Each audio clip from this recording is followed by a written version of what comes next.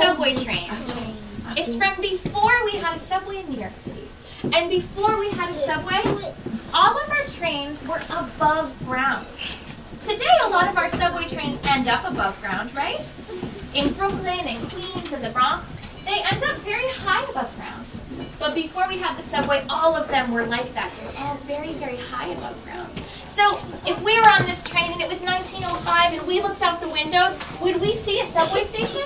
No. What do you think we might see? We might see houses. We would see houses and trees, maybe some horses and people, because we would be outside, right?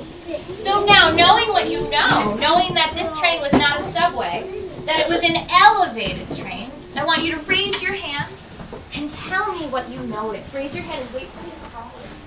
Yeah.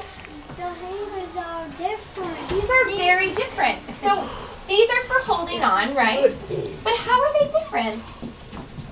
Because they're brown. They're brown. Do you think they're made of metal? No. These are made of canvas. And my friends, do they look very strong?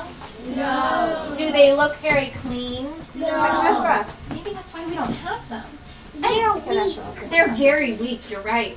Do we have any poles to hold on to?